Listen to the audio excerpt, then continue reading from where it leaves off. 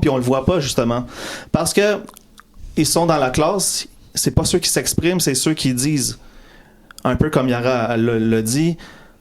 Ah, je me sens comme si j'avais pas vraiment besoin d'aide. Il y a des hiérarchies. C'est comme si on était invisible à comparer des autres élèves. C'est comme si on faisait pas partie de l'école. On n'a pas de sentiment d'appartenance. On veut pas aller chercher du soutien parce qu'on a une faible estime de soi, parce que personne nous a valorisé. Écoute, on peut en parler. Là, le podcast dure pas assez long pour parler de tous les effets, mais on parle avoir un mentor, quelqu'un qui croit en vous, quelqu'un versus quelqu'un qui vous dénigre, qui vous dit que vous n'y arriverez à rien. Là. Donc, si vous n'avez pas eu la chance d'avoir des personnes positives, des beaux modèles, des conditions de base de vie, et en plus, si on mélange ça avec la santé mentale, les troubles de comportement, les troubles d'apprentissage, là, on tombe vraiment dans du décrochage. Et ça, est-ce que c'est contrôlable par l'école?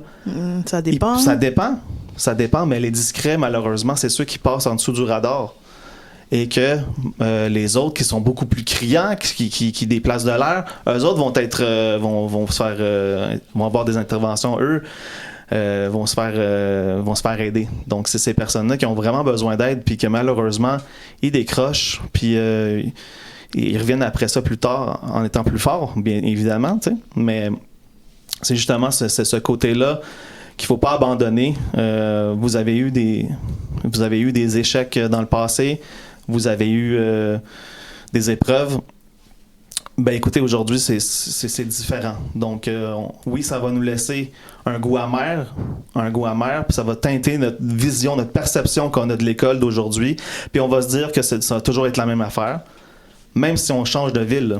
Donc, mais il faut passer au-dessus de ça. Il faut se dire, OK, je peux avoir des expériences positives. Je peux atteindre mes objectifs. Puis voilà, dans le fond, il faut juste se remettre dedans puis s'entourer de personnes qui vous entourent puis qui croient en vous, qui vont vous supporter à travers vos épreuves.